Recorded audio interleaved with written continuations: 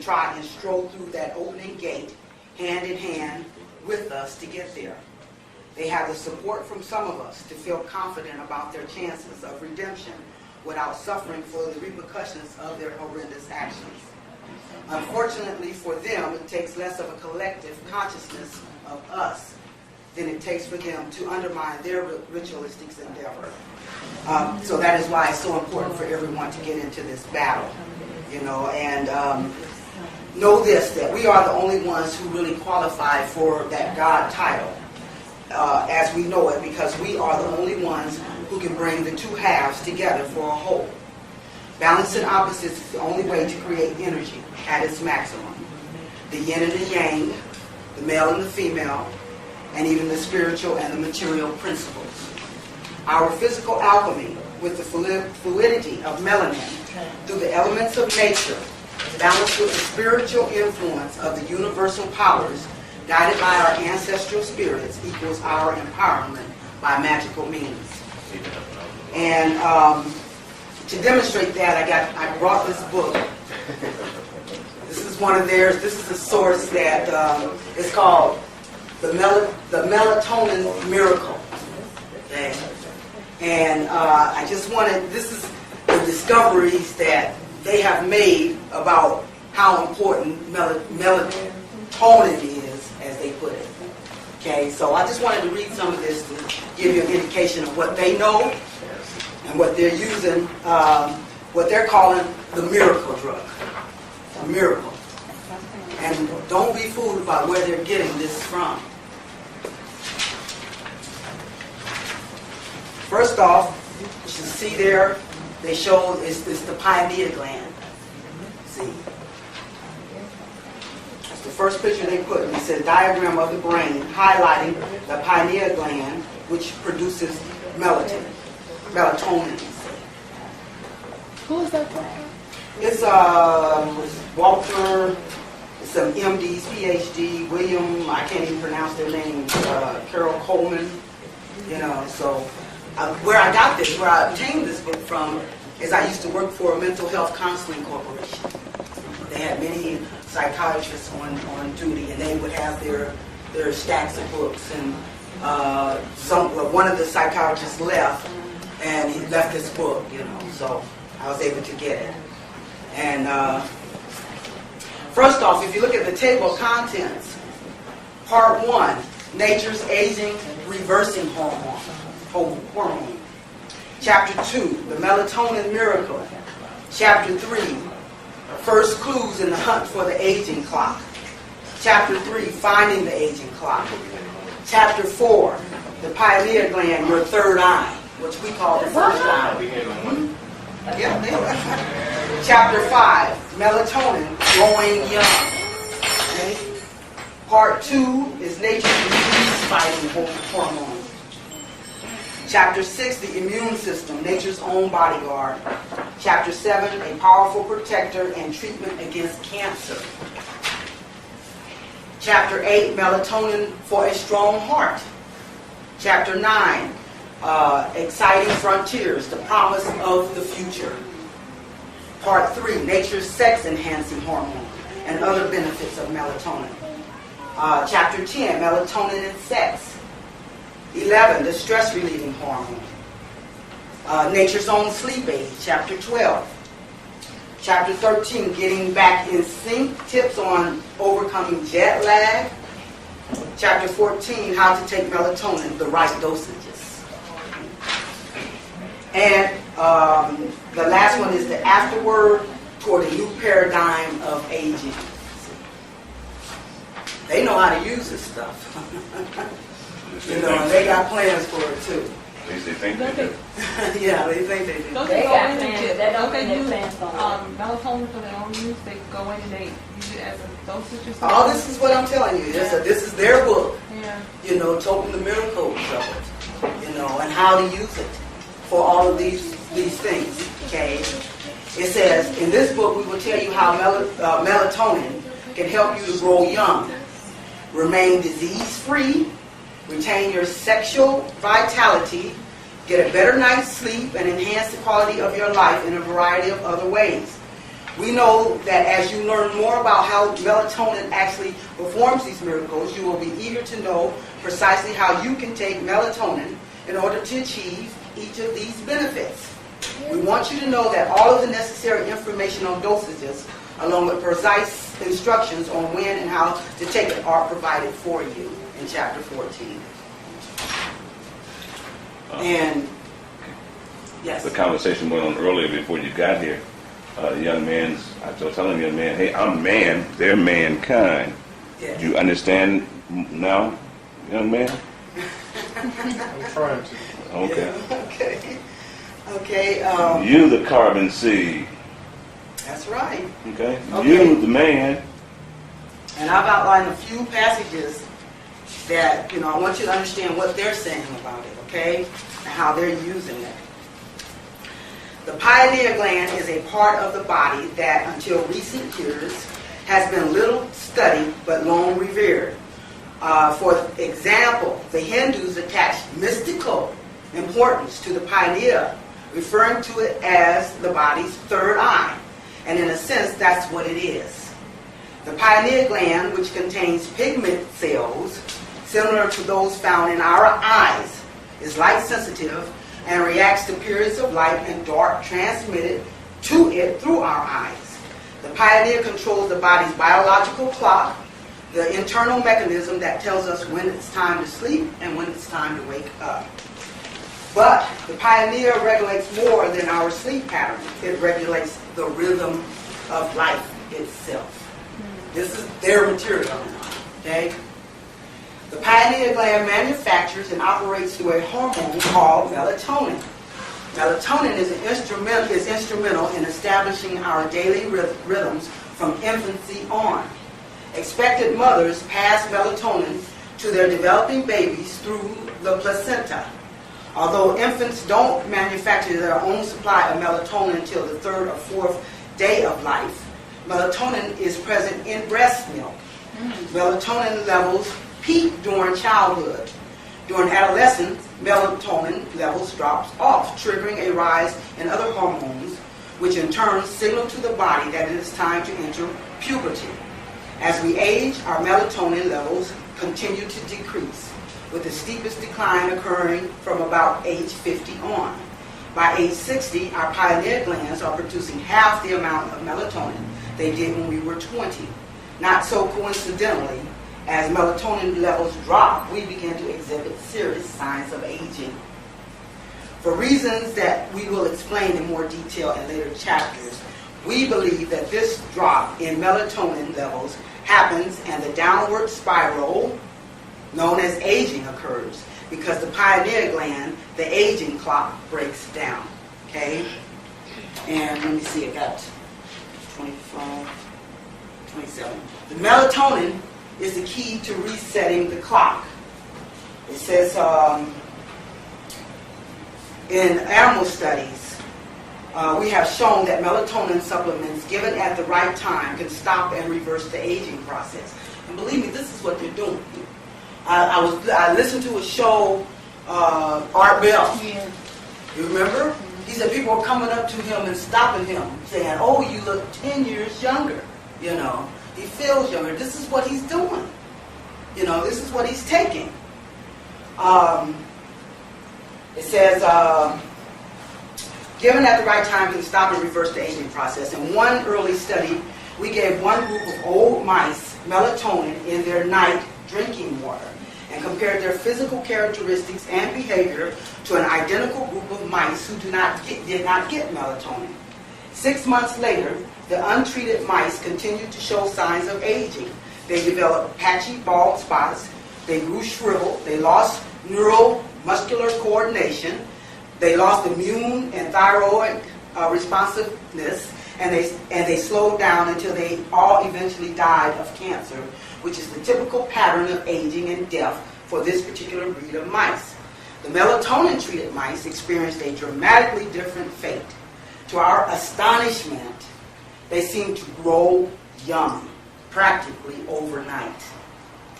Their fur grew thick and luxurious, their bodies grew slim and supple, and their youthful motor active activity returned. Tests showed that their immunity against disease had vastly improved. Their energy levels increased, and much to our amazement, their sexual vigor was restored. What's even more exciting is that the melatonin mice lived, on average, 30% longer than the untreated mice, which in human terms is a gain of about 20 to 25 years. Even more astonishing was the fact that the melatonin mice did not succumb to the deadly cancer that invariably affects their breed. See? And there's more.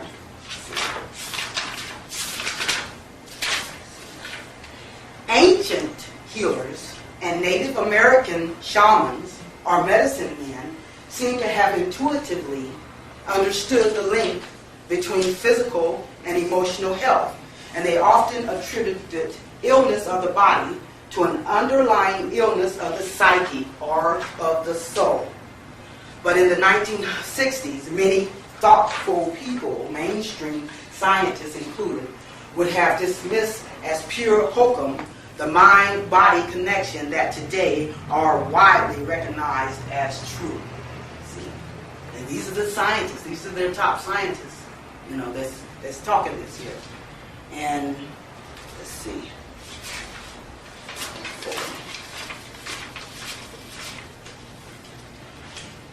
It says here, we know that what makes us unique, both as a species and as individuals, in the genetic material that we carry at our cellular level. We know that if our line is to continue, we must be able to reproduce and pass the genetic material on. In order to reproduce, we need to keep our bodies healthy and strong and our genetic material safe and intact. Viewed in the larger context, it becomes apparent that the job of our immune system is not just to protect us from disease, but to protect our species from extinction. By protecting us and our cells, our immune system permits us to reproduce and transmit our identity as a species and as individuals into future generations. The immune system, therefore, is the guardian of our genetic legacy. And do you really think they're talking to us in this book? Okay? Now, they go on. Here is what we know. The pineal gland produces melatonin, primarily at night. The pineal gland produces less and less melatonin as we age. If melatonin supplements are taken at the right time of life, when melatonin levels naturally decline, the effects of aging can be reversed. Okay?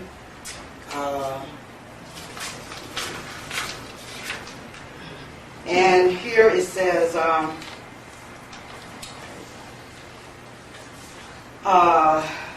the pineal gland is the body's aging clock, the internal timer that controls the aging process. In mammals, including humans, the pineal is set deep within the center of the brain and does not have direct access to light. Instead, it sees through our eyes.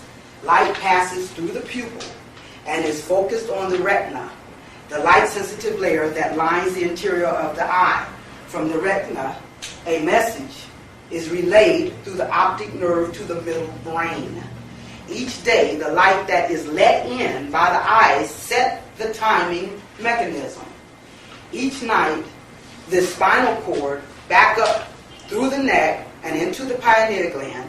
The amount of light that is registered on the pineal through the eyes determines the production of melatonin. Light suppresses melatonin production. So, darkness.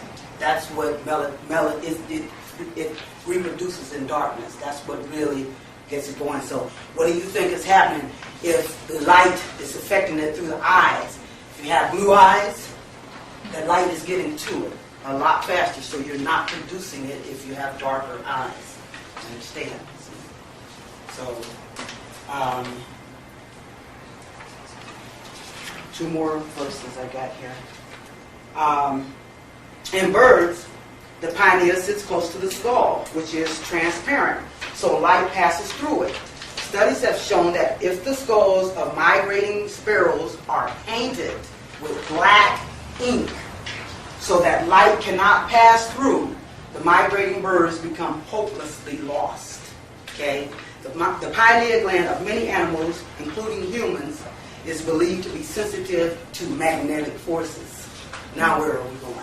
Going to the energy scales. So that's probably why they put on those light flashes on the TVs and the commercials Absolutely, and all that stuff. absolutely. Everything's That's what I was real getting. bright light. That's right, that's right. Studies have shown that the human pineal gland may sense and react to other types of electromagnetic fields, such as those emitted by simple household appliances, such as clocks and hair dryers. In fact, several studies have shown that exposure to electromagnetic fields can actually interfere with the evening production of melanin. Okay?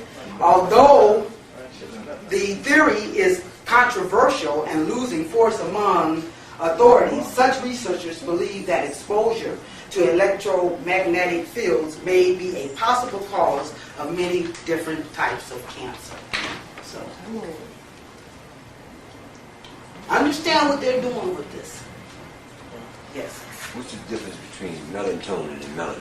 I really don't think there's much difference. I think just their scientific term of, expressing it, because, I think it's another way of them trying to cloak, At the end of the day, the actual, what I'm melanin. saying, the reason why I'm asking the question is, I listen to people talking, and I hear people say, well, white people ain't got no melanin. Now, if they didn't have no melanin, How could they exist, right? Right. Yeah. Yeah. Well, from what I've heard, or what I've heard other lecturers say, they of course they have to have some, Someone do that. Yeah, so it's what they say is it's calcified. Yes, calcified.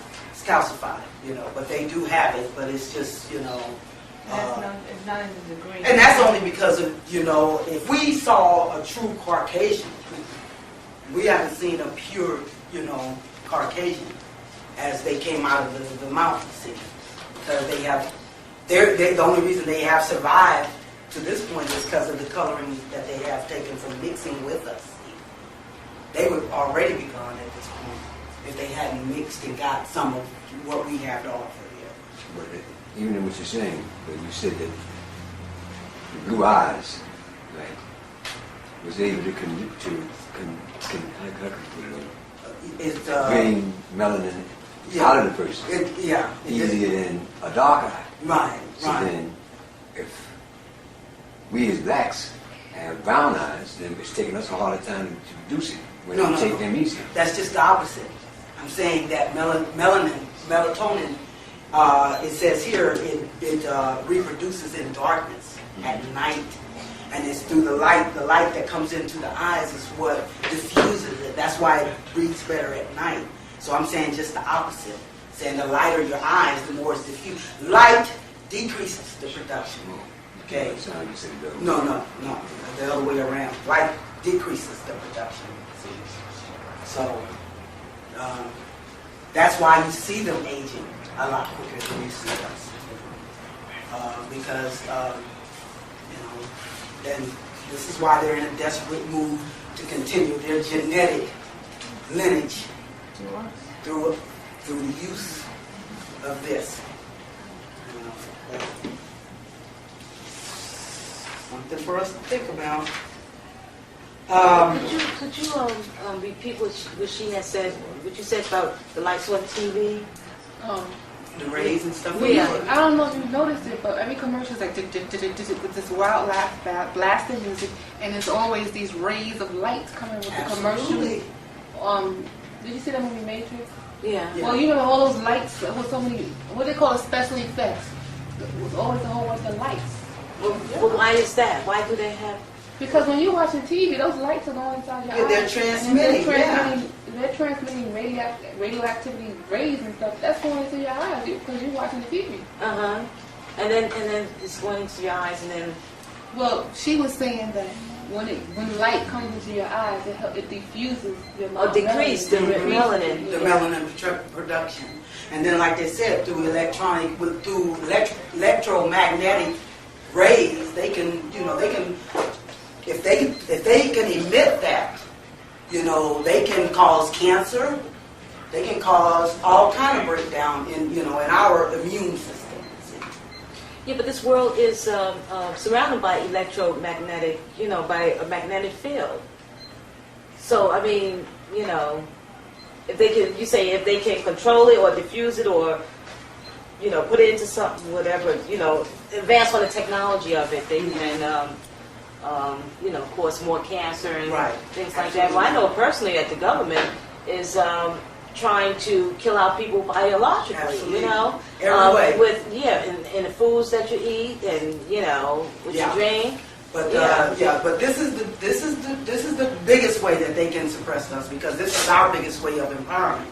Remember in my other classes how I talked about our melanin is what gives us the fluidity with the universe. This is what they don't have. This is what our empowerment is all about. See. And as I mentioned that August the 11th fixed cross, 1999, when we're moving now more into a spiritual time, it's all the more important that we receive, what we should be receiving from the universe. They know this, and then they're going to screw that up if they can. We have to learn how to protect ourselves, And and I'm not an expert on this. All I know is that there are lecturers that can give you the breakdown on what you can do to protect yourself from the different rays. There are things, simple things that I know of as far as, like she was saying on the TV at night, late at night, when you hear that testing thing, those are programming things, Don't listen to that kind of stuff. Don't go to sleep with your radio and TV on. That's not a good idea, you guys. You're leaving yourself susceptible. And if you don't want to believe that we're not in this horrendous war, then you're really in trouble. Because they're doing everything to survive. It is our time now. Because we are the spiritual kings. And, they are the material kings. But that reign is taking a reversal. See?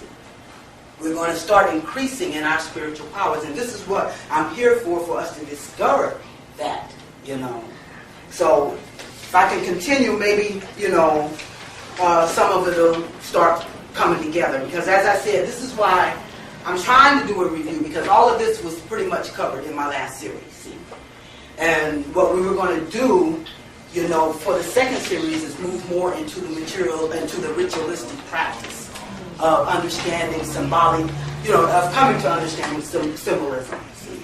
So I'm just trying to catch you guys up to where we were when we stopped in the last class. So, and I just, wanted to use some material to kind of validate some of the information I had already given out about that. But as I, then maybe more of it will start coming together. But now that we have shown that I've shown our position and connection to the universal powers, we can move to the lesson part of this. We need energy understanding in order to regain the powers of our ancestors.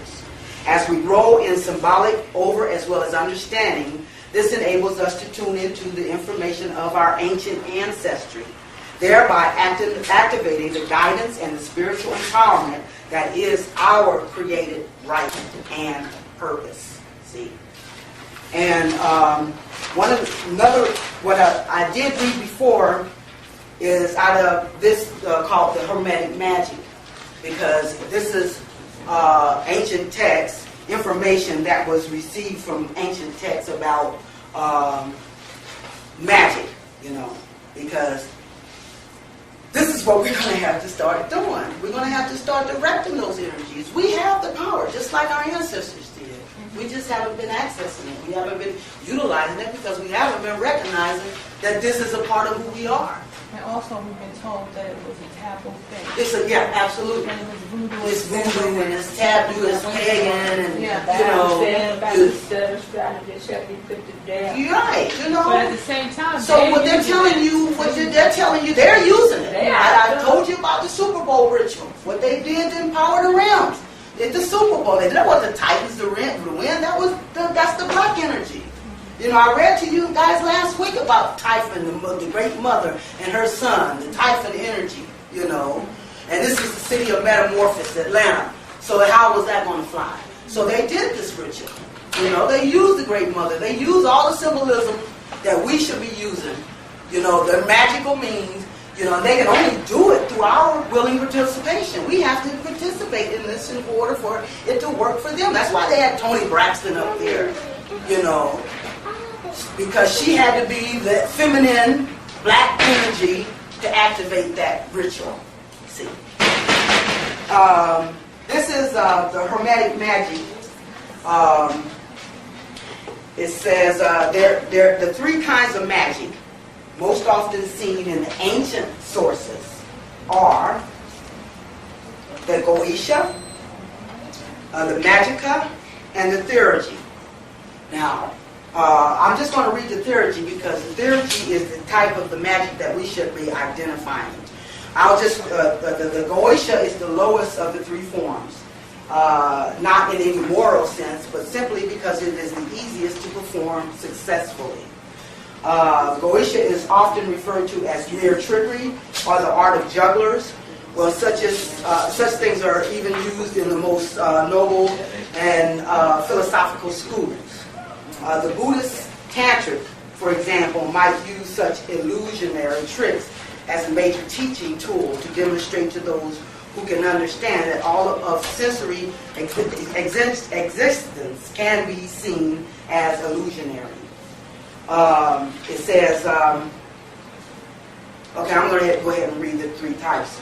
With Goetia, the sorcerer uses elements in the objective universe to affect the will generated in his own subjective universe. Gods, goddesses, angels, or daemons, or even material magical substances such as herbs, sacrifices, and so on, are called upon or used to do the will of the sorcerer. Each time the Goa wishes to have a magical effect on the objective or subjective universe, he or she must engage the formula and do the magical operation particular to that effect. Most of the wording in this book are therefore, technically speaking, Goetia. Most Western occultism have practiced what is called Goetia. Okay, that's the lowest form of magic. Can you define the word magic? What do you mean by magic? It's just being able to willfully direct the energies. Okay? This is what we're talking about when we're talking about getting into the ritualistic practice. You know, being able to direct those energies.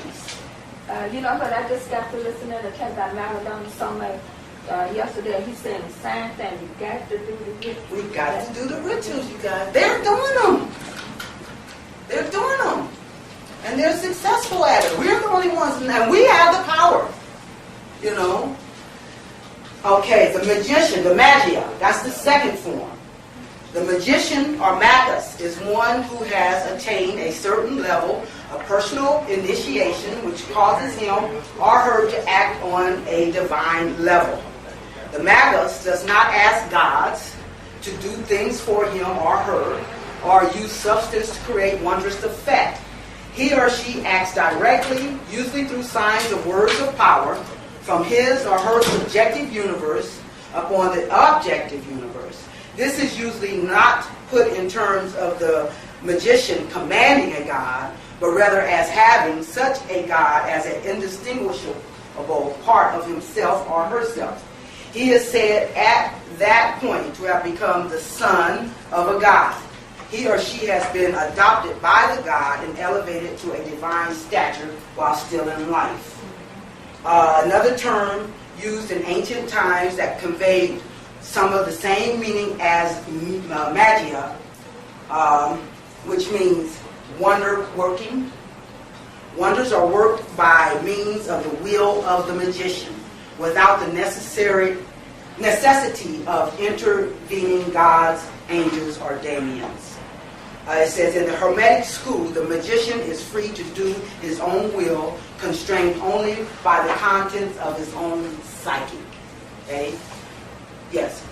When you say Hermetic school, you're talking about school that was set up by Hermes?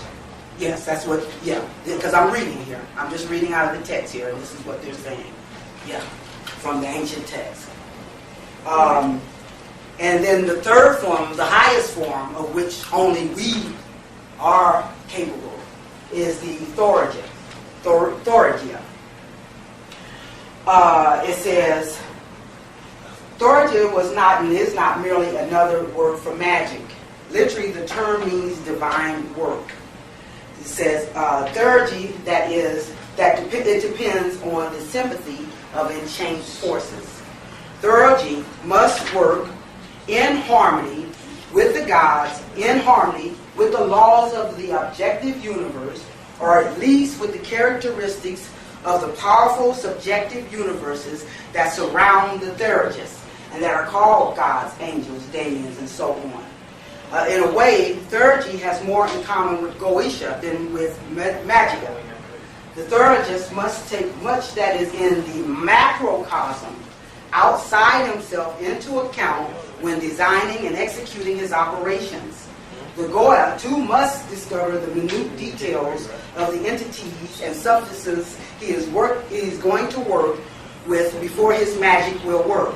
What makes Theurgy unique is its concern with being philosophically correct and harmonious with nature. Okay? Nature, that's a key word. Nature. Okay? Rather than just being effective and powerful. Magia is also concerned with the discovery of philosophical truths, but truth of a far more subjective kind, rooted not in nature, but in consciousness, not in physics, but in psyche. The Hermetic magic recorded in the Greek papyri preserves the purest strain of the highly individualistic tradition of Western magia. That's the Hermetic text, Stephen Flowers. Can you explain what Hermes was? Who can I? No, no. I'm not about to try to. I don't. I'm just reading from this book just to make the points that I'm trying to make here. But I just know that it's connected to when you talk about the Hermetic information. You're talking about like Hermes. You're getting back to different names. Like planetarily, we talk about Mercury. We can move on to what's his name. And we're going to get into that too. We're going to get into, because when I first started this series up, we were talking about how we're going to have to get into studying the deities of the underworld. So we're going to get into talking about the different deities. And remember when I started up, I told you that the deities and gods, that's only energies. That's only describing the principles of different energies. You understand?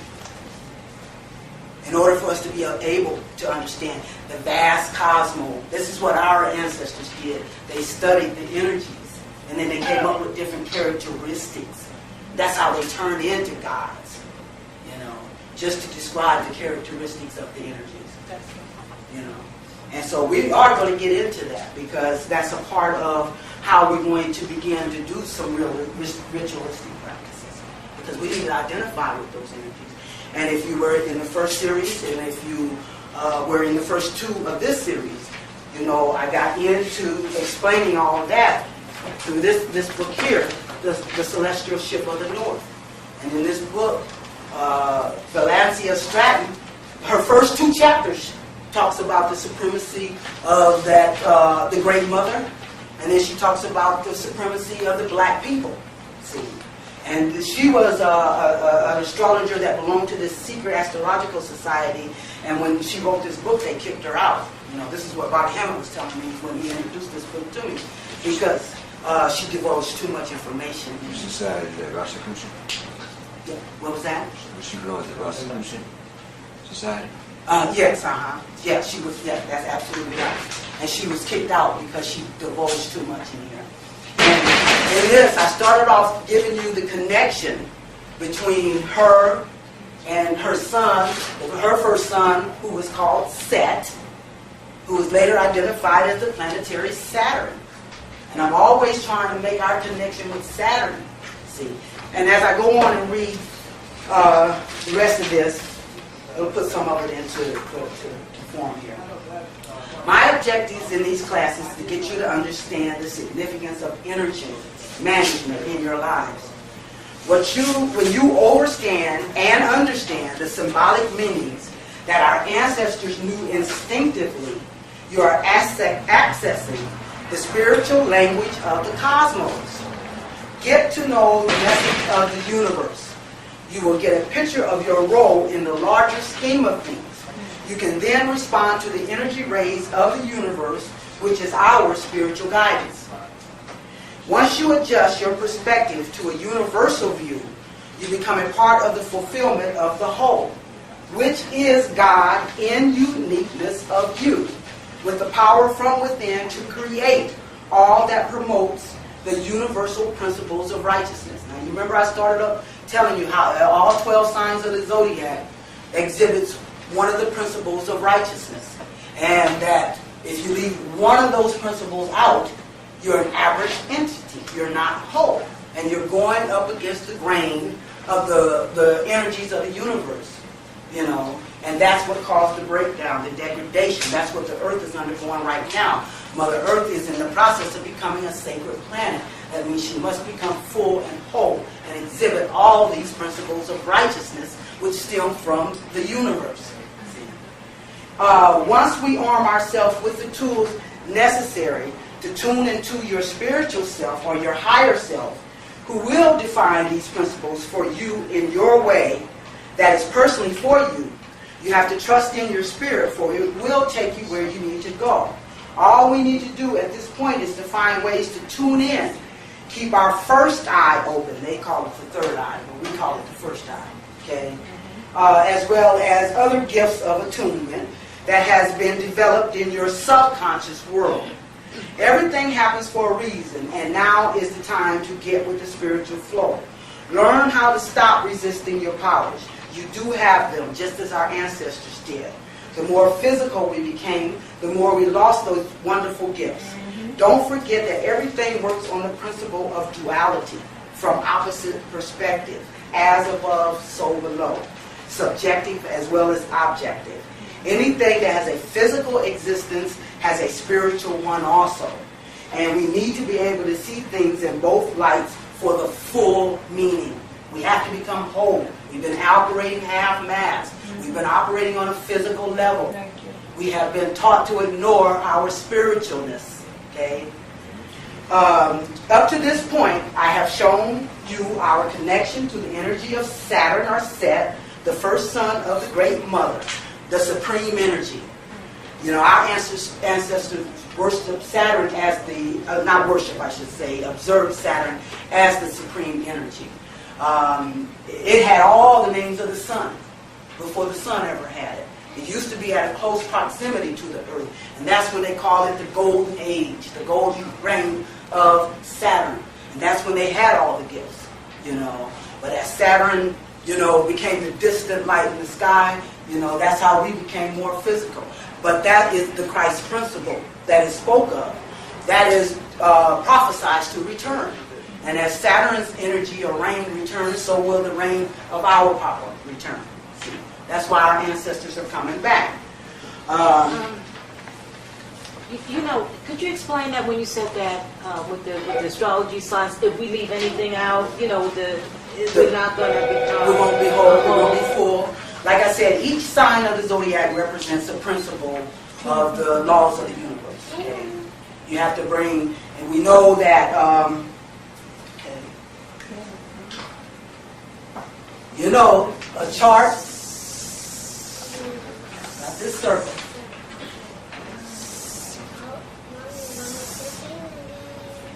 Yes, Debar. Okay, I'm still in the level in second day here. We learned in the last 2 lessons, right? And I told you I was going to stop using words. I'm going to start just using symbols because I want to appeal to your subconscious. I want to move us to a symbolic, area rather than a literal area. We've been too prone on the physical, so we got to start moving out of that. Yeah. So we know this is the first house. We know this is the house that Aries grew. Then we have Taurus. We have Gemini. We have Cancer.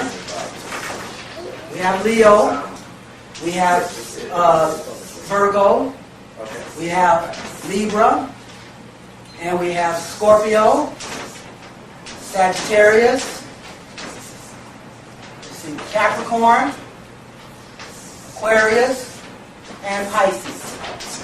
Pisces means completion, or a whole, okay? Aries is the principle of the warrior.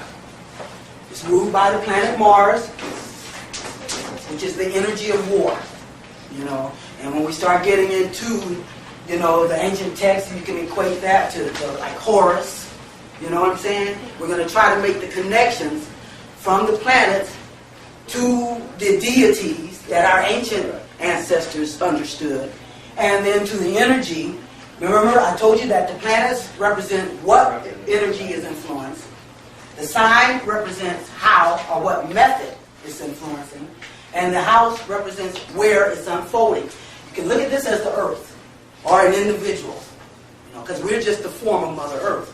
We're just the form of Mother Earth. See? So this can be the earth, and this is the horizon line. Okay? And all of this is broken down into opposites. Everything is about balancing opposites. That's how you create, by balancing opposites.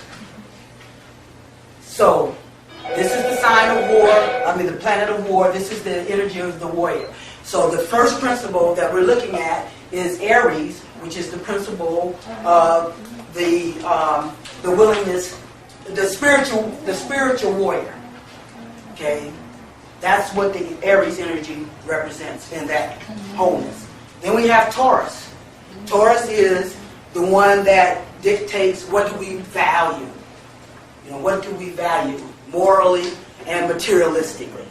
This is what it is what we value in life, our moral values. That's the second principle of righteousness. The third principle is the principle of understanding. That's what Gemini represents. Gemini is the educator, the teacher, the communicator. That's where you get your reading, your writing. Everything about the earth is represented under one of these symbols. Then Cancer, the fourth sign. That's the principle of the nurturer. That's the one that makes our connection to the past, to our roots, our heritage, our mother. That's our mother energy. Remember I said you're conceived through Aries. You take form or body. Your body develops in Taurus. Your mind, your mental capacity develops in Gemini. You're born through Cancer, the mother. That's the gateway. I read last week the 2 gateways. Cancer is the gateway into this earthly plane. Capricorn, its opposite sign, is the gateway into the spiritual. See, that's another reason why Saturn is the supreme energy, because it rules the Capricorn energy. Okay? And then Leo.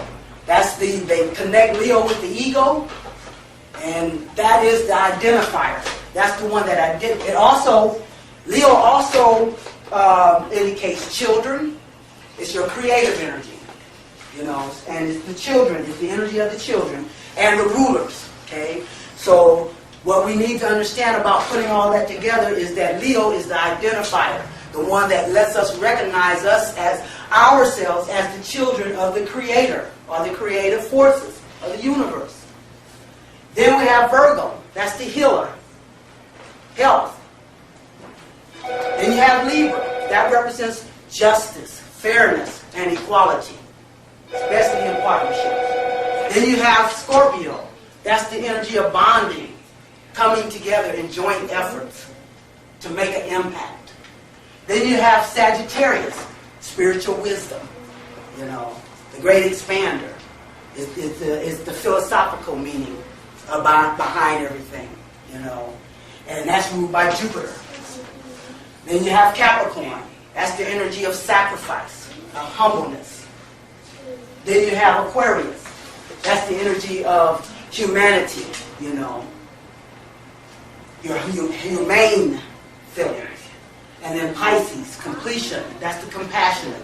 You know, that's the one that says, in order for us to become whole, we have to include everyone, you know, those that are in prison, those that are on drugs, those that, you know, are the outcasts of society. See? And what I'm saying here is that in order to be whole and full, each one of these 12 principles have to be enacted. And if you leave one of them out, you're still an aberrant entity. You're not full, you're not whole, you're not sacred. When you use all 12, that's what gives you your fullness, your wholeness, your sacredness. That's more or less when they say holy, you become whole. Absolutely. A holistic. Yeah. Right. Because You become whole. You become you're full. energized by the circle. You're using all your energies. We got all these energies in us. We identify, of course, with our sun sign, you know, but that's only a small fraction of what's going on. And the job of astrology is to give you a perspective on what energies you're focusing on and what energies, you know, you need to pull in to make yourself whole and full. We have to use all the energies. Sometimes it's not that easy because we want to use the energies that we're used to working with. But, you know, we need to learn how to integrate energies. Because remember, I'll say, if I say it once, I'll say it 1,000 times. Balancing opposites is creative energy. Male, female, yin and the yang, positive, negative. Every time you put two opposites together, you create energy. That's creation. That's the creation process. That's why I say we are the gods, because we are the physical beings with the spiritual capabilities through the melanin. See? And that is bringing two opposites together, the physical and the spiritual, to make the whole. If you don't make it whole, it's not complete, it's not sacred, it's not spiritual. Okay? And those are the 12 principles. And if you leave one out, then you're going against the grain of the spiritual. You're still in that physical rotation. See? That's what I meant by that. I hope that answers your question. Okay.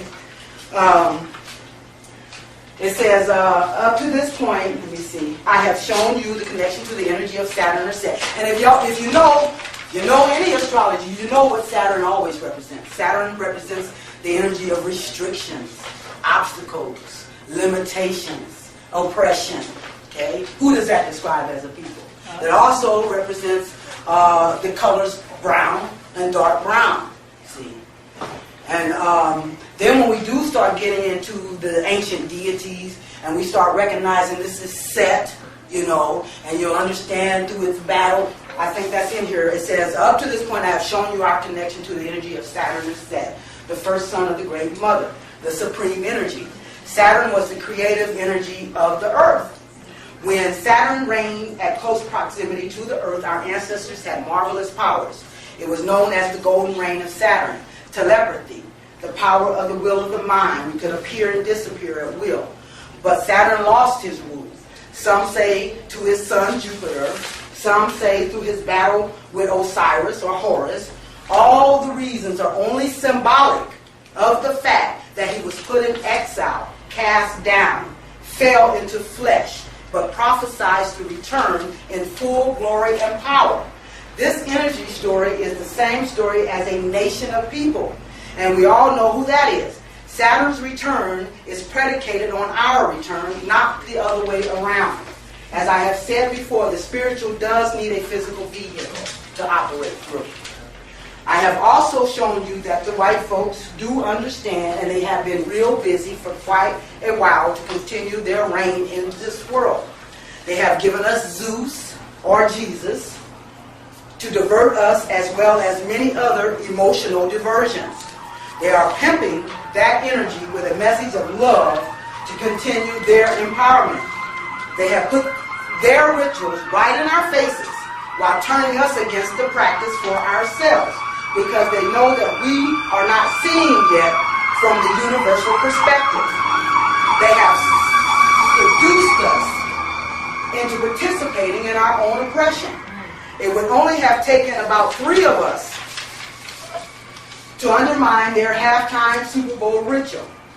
And then, one of the ladies called because when I showed it the last time I showed that Super Bowl ritual, and at the very end, when you saw Toni Braxton, she was standing up on the mandala, and which is supposed to represent, the universe. She was the one that gave the final song in her white dress and the dove of peace behind her as she was singing, "Let's walk hand in hand and through this gate together," And they were talking about magic throughout this ritual. They had the Great Mother rising up out of the water. They had the drummers come out in realm hats, to direct the energies on what energy they wanted to empower. So at the very end of her song, she did a little motion with her head, sort of like that, like it is done, So we kind of discussed that in the class. And one of the ladies called me afterwards, and she wanted to know if Toni Braxton knew what she was doing, because she gave that signal as if to say it is done. And what I was telling her is that she may not have known on a conscious level, but her spirit knew what it was doing. She was in the spirit because she was performing a ritual.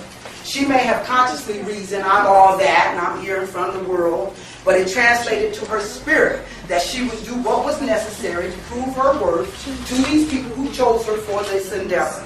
This is how our spirits work. It will produce for you the objective of your desire if you present the right tools to activate its participation.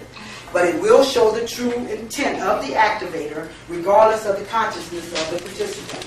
That is why it is so important to be in harmony with the universal powers, so that your powers are used for the good of the whole rather than self-grandizement. This is why we have undergone this alchemical process to harvest the powers that will reign in the powers of truth. Okay? In other words, like I told you again before, when the white man used his powers, he abused his powers, he screwed up the world. But if we abuse our powers, we can screw up the universe. That's why we had to undergo this alchemical process. So that when we do begin to reign in our glory, we will not abuse it and cause devastation throughout the universe. That's what this has all been about. See? So,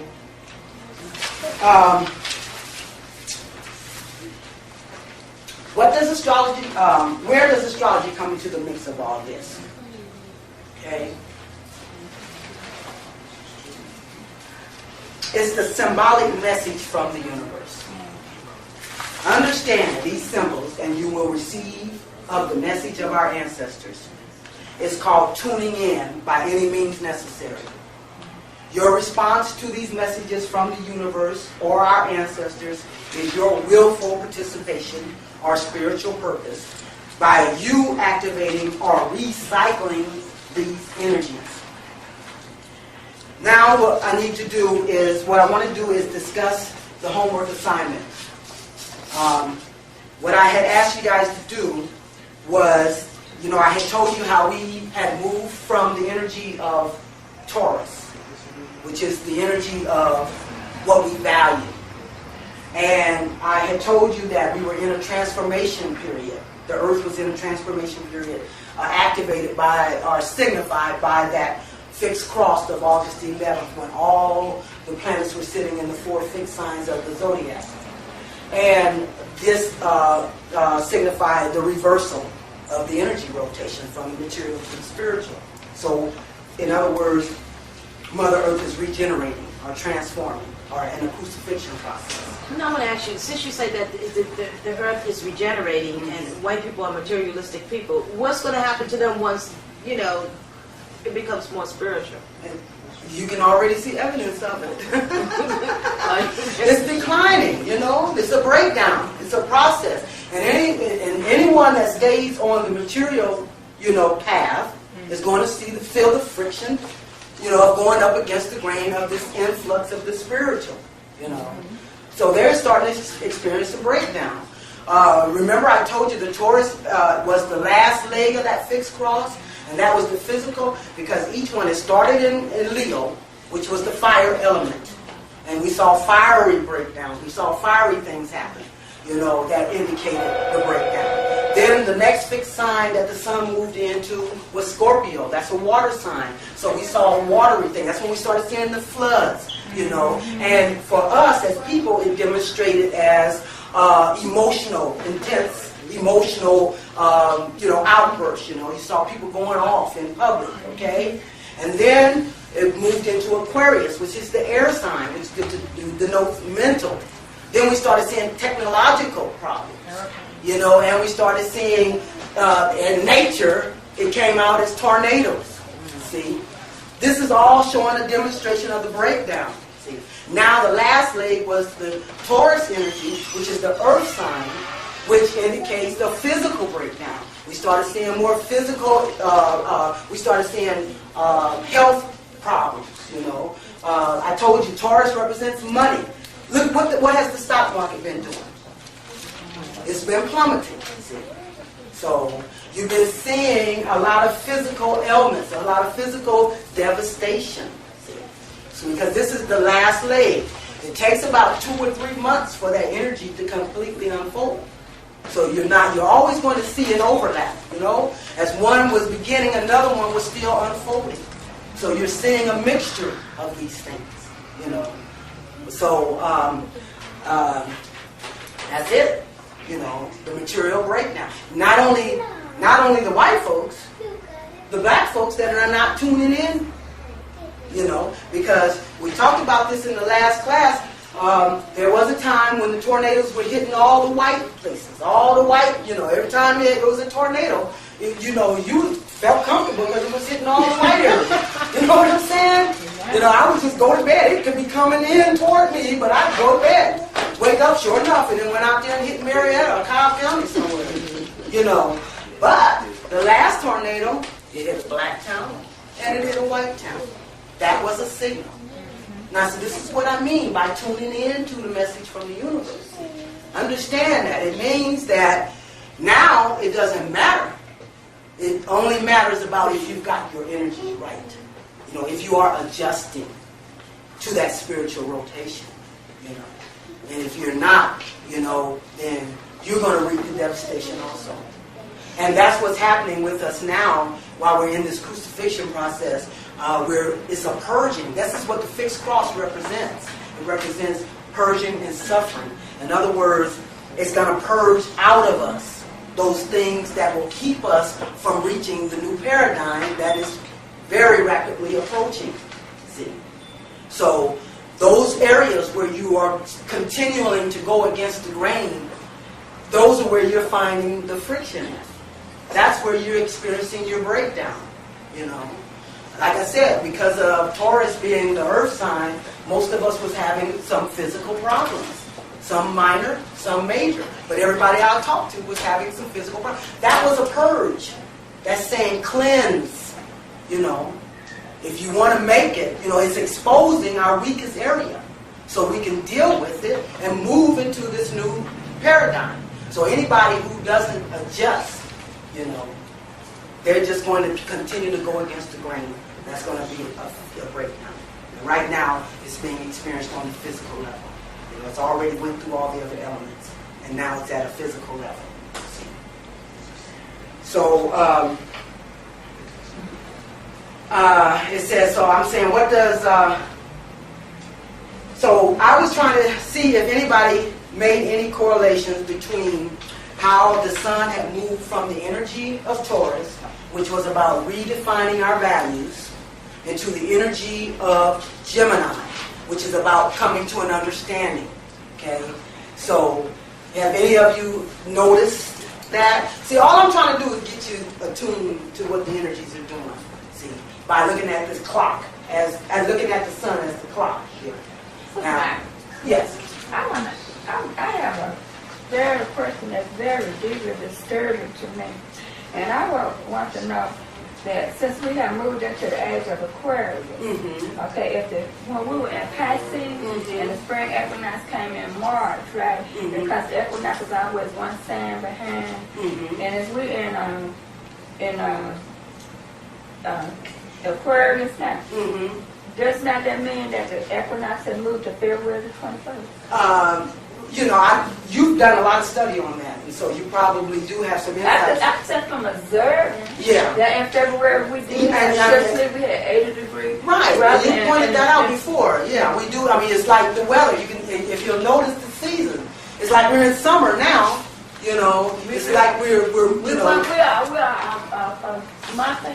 a month ahead. See, so that's what she's talking about. So, but you know what? There's still an overlap, though. We're not completely in Aquarius yet. They say that it'll be another 150 years before we're completely in I don't think Aquarius. so, but I believe we came in 1881 and we are already in. Okay. So I know that's definitely the prominent energy right now as far as the planets go, because that's Uranus, and that's that's the evolutionary energy, and that's what stage we're in right now.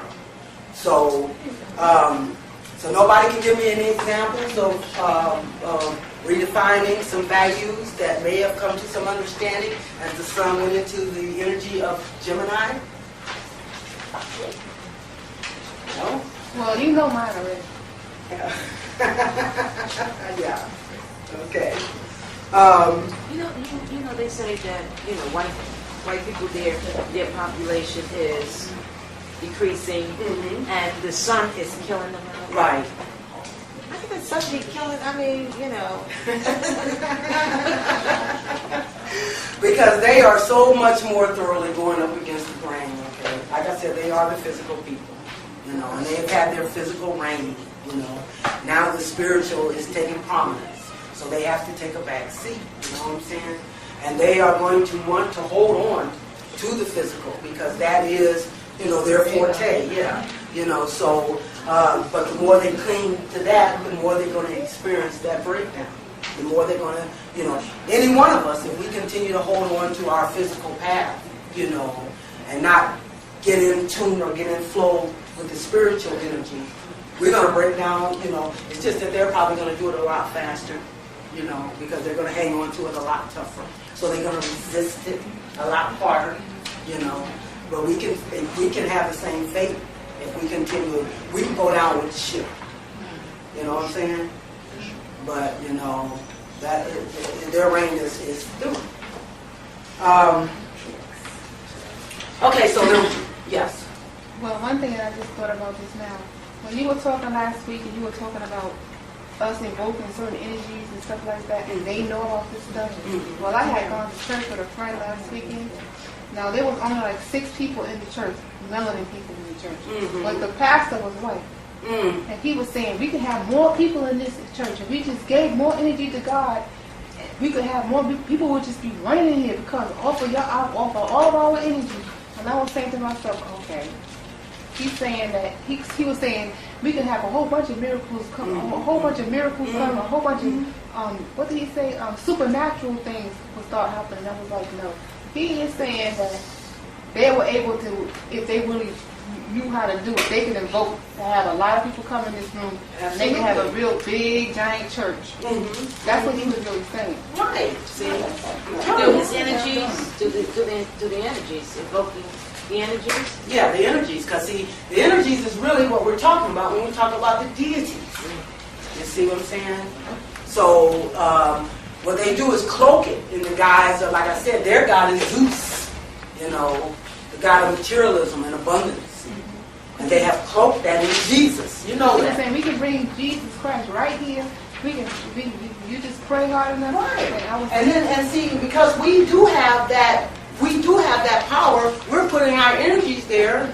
We are empowering that their deity, in a sense. You see what I'm saying? Your belief system. What we create, what we believe. That's why I demonstrated that niggas thing. Which means King of Kings. You look in any dictionary, N-E-G-U-S, it means King of Kings. But, on the physical, it's a derogatory term. Everything happens on its opposite, on the physical and the spiritual. But they have had us believing it in its derogatory sense, and that's what created that condition for us, because we believe that. But if we believe it as meaning King of Kings, we'll create that also. The Matrix, that's what the movie The Matrix was trying to demonstrate. That we have allowed someone else to define our reality. You know. And and once they define our reality, we're putting our energies there. We are creating that reality. So we need to break out and come to a new understanding about who we really are. You know, that's what the spiritual information, the influx of that information, what our ancestors have been trying to tell us. And they've been trying to use any means necessary to get that message across to us. Like I said, your dreams, you know, your intuitions, your hunches, you know, all those things that we have, you know, been too preoccupied on the physical level to pay attention to is what now is going to start taking prominence, you know. So we have to tune into that, get our guidance, because that's nothing but our ancestors speaking to us and giving us the guidance for our own empowerment. You know, but like I said, they have put fear in us. They have given us this one God theory, you know. They're telling you that if you believe in what your ancestors believed in, you're pagan. You know, that's blasphemy. So we won't even entertain the idea of what our ancestors did to keep. They reigned, they ruled for thousands and thousands of years before Christianity or the white man ever crawled out of the cave. We had civilizations to rise and fall. So how are people going to come and tell you now that you shouldn't do what your ancestors did? That is wrong. That's how they're keeping us oppressed. Thank you. That's how they're keeping us grounded.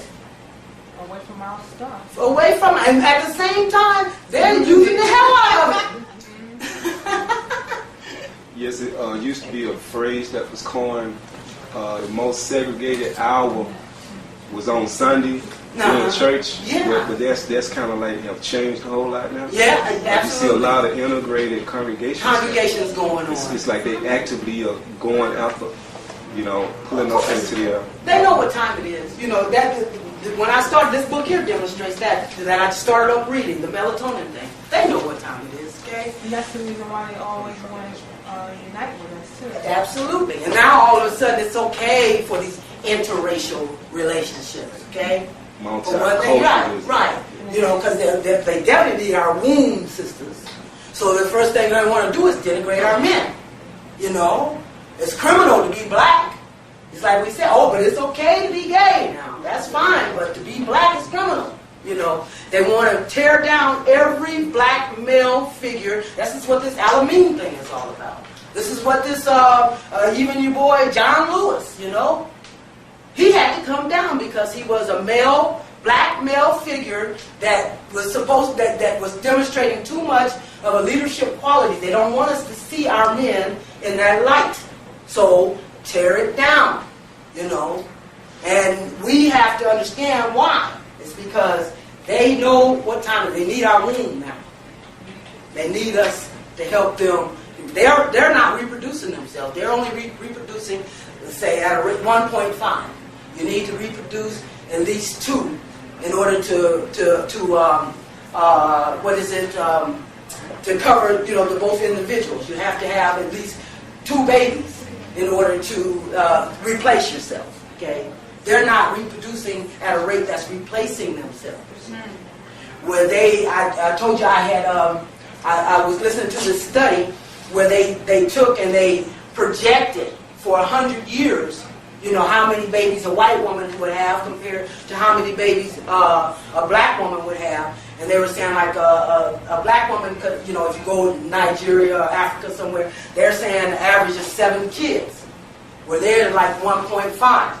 And they followed this study, and after 100 years, the black woman had like 100,000 offspring, you know, where the white woman had 1 after 100 years. So what's going to happen? They have to die out. But see, they don't have no intentions of dying out. What do they have to do? They have to decrease our population in order to survive. And that's where I come in with this book on melatonin. What's that? Read that paper. Yeah. This is a method. But they even mentioned that in there. They said through genes and Yeah, to keep our legacy, our heritage, our legacy going. Okay? They weren't talking to us. you know. And then in the same sense, this is when I went on to read on how they can use these electromagnetic waves, you know, to cause problems with us, cancer. And that they can just emit these signals through our TV, through our own little appliances and things like that, you know. They can do that. And don't think they aren't doing it. Do you think they are successful in reducing our population growth? Oh, absolutely. I think so. Yeah, absolutely. I mean, there are many, many theories on what's going on in that sense. And if you do believe in the biblical passages, you know, it'll tell you it's only going to be a remnant. It's only going to be a remnant that survives, you know, and that survives this, okay? So what do you think they're talking about? A remnant, you know, because the masses of us, the bulk of us is not going to make it. Did you have a question? No, when you say remnant, you meant the black people, right? Yes, yes. Now, a remnant, now, you say a remnant, you mean a remnant here or in Africa or just a remnant as a whole? I'm talking earthly here, okay? Oh, wow. That's not much. No.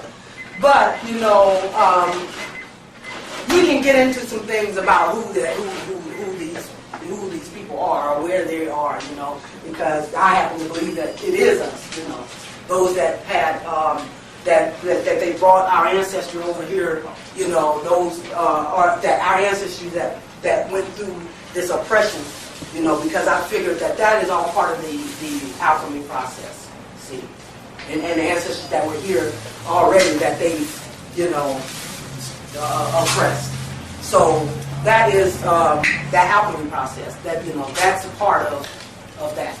You know, and those who survive that is the ones that will, you know, reign. Okay, I'm just coming in at the tail end. Survive what, if you don't mind? The alchemy process.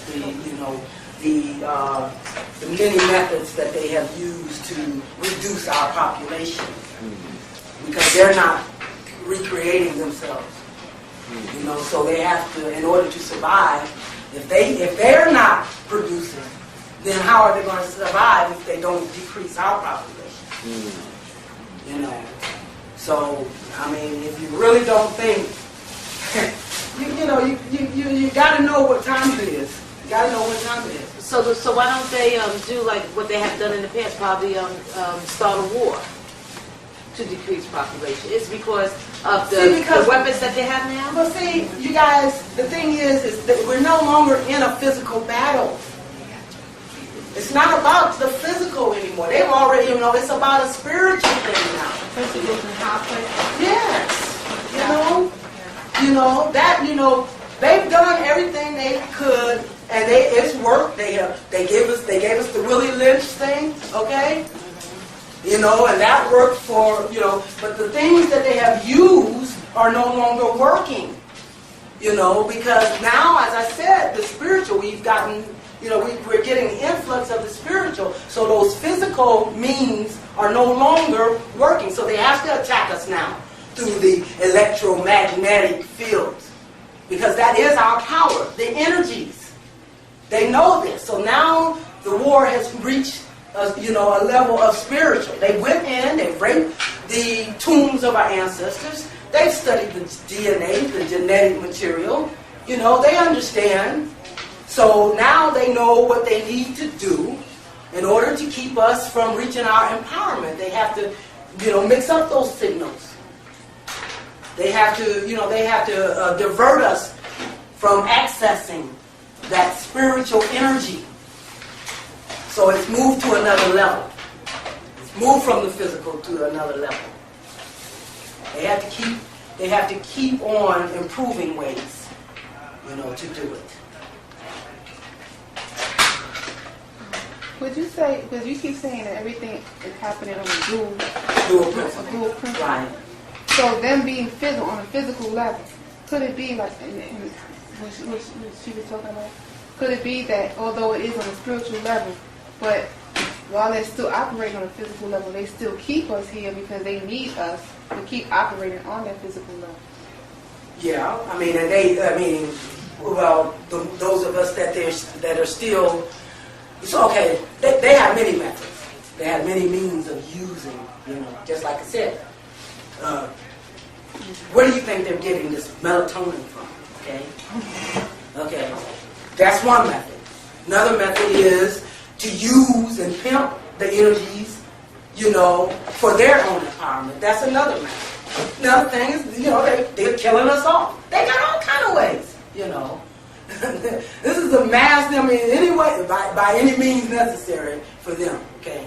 And those that survive are the ones that they'll continue to try to keep blind or fooled into participating in their mass rituals, every time you celebrate their holidays, every time you participate on a mass level in the things that they, celebrate, the Olympics, boy, that's one of the biggest rituals there ever is, or ever was. See? And then we right up here, empowering all of that. See? Why do you think they had, what's his name, Muhammad Ali, come out, to light the torch? Oh, this is not just, oh, we just suddenly like you guys, or we're giving homage to you guys. They're energizing themselves. You can argue the cloning, the cloning that everybody says going on, because they can't take our energy. Have you ever wondered why they freaked out because of Freaknik? That was a nice event until they sent, the bad element in there. They denigrated it, okay? But they could not stand. I remember just right up here in West End, on Friday nights, the young folks used to like to gather at the park. They would send helicopters, police cars to break that up because they can't take our collective energy.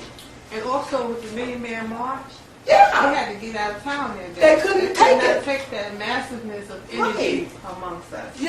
So that is the reason why they don't like us grouping up, because that's a devastating thing for them, because we send out these energies that is detrimental. We are opposites, you guys. They send out these energies that they can't withstand. So this is one of the reasons why they say the cloning is going on. That's the way, because once you've cloned someone, then you remove that energy, that principle, and they can, that's a way of removing that element that they can't deal with, and without it being obvious, Now, who are they cloning? Aren't they cloning themselves? They're cloning themselves. They call it walk-ins or something like that, walk-ins, where you can just, so. They clone themselves like Clinton, who was that? I think it was Bobby that was saying that when you sing with the bulbous nose, the red nose, that's the real him. But when you sing with the nose that's not red, that's the clone one. Okay. The Pope, they were saying the Pope, how all of a sudden the Pope then lost a mole. So when they clone themselves, they keep their host. See, but when they clone us, they kill our host. See. So when they clone themselves, that's to have a double. To have somebody that can stand in. See, but when they clone us, they get rid of the host and use us for,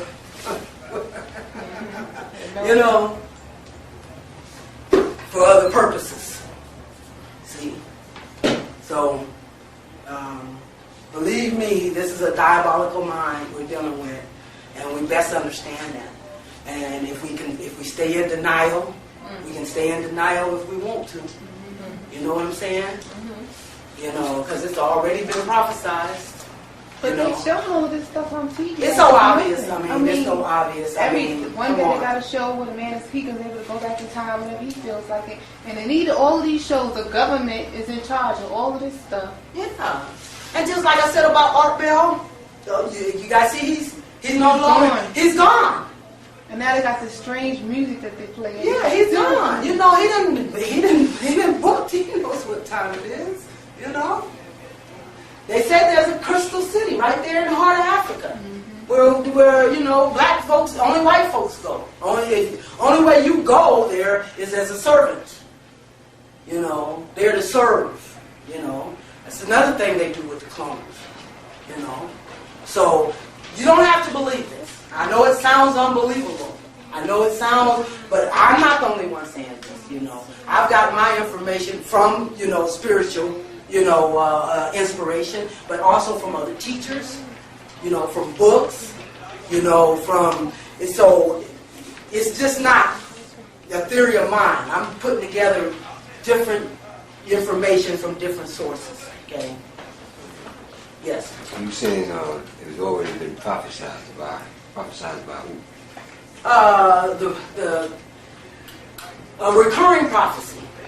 The recurring prophecy is that, like I said, that's the Christ energy.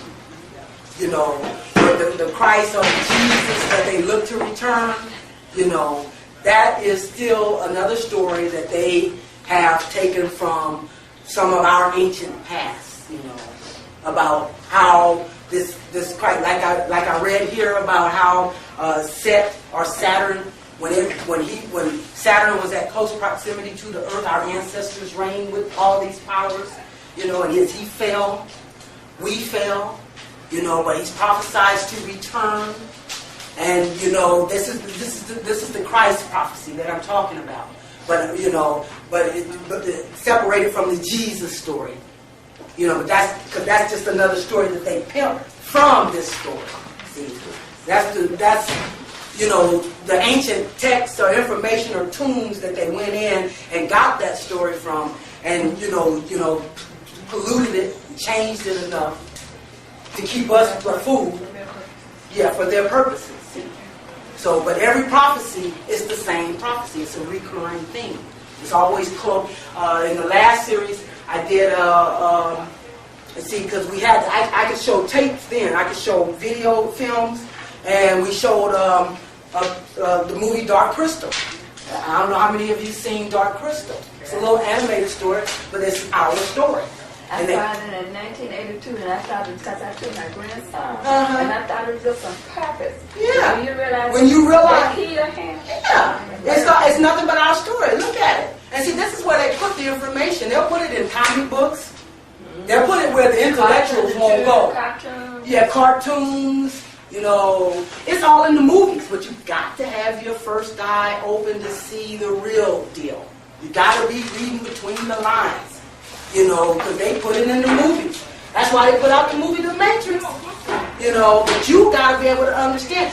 In The Matrix, they use the computer, but in real life, it's the subconscious. Okay? Because that's where our power comes from.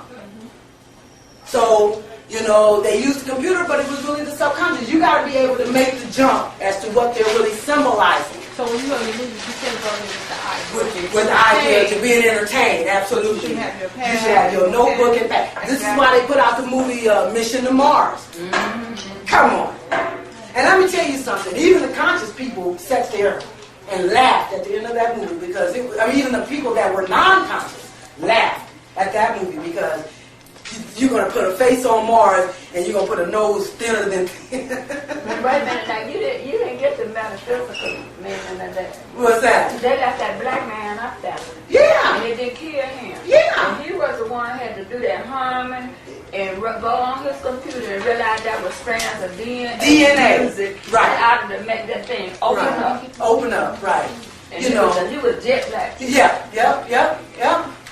And so, I'm telling you. I always have to take the black man. They're putting it in our face. Every time there's always a black man that got black man that's got, and even the movie Independence Day, you know, with Will Smith, okay? You know what they're looking at? They have to have a black messiah. But the black man didn't have the brains enough to figure out on the computer, but he would go in that ship and risk his life, you know. Right. What was that movie? Green Mile? Yeah, I didn't see that one, but I heard that was, yeah. I went to see that one. About the brother that has some powers. Yeah. You know, this stuff is, you know, what you have to do, like I said, you know, and like they're talking about, you know, that third eye, they're calling it the third eye, the first eye.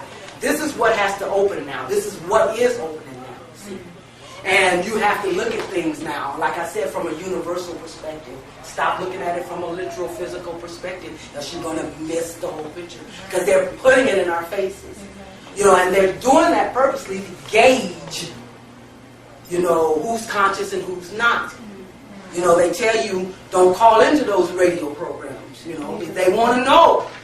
They want to know who is, you know, conscious enough to see what they really are putting out there. See? So they're master at diversion. They're master at diversion because they know wherever we put our energy is what we're empowering.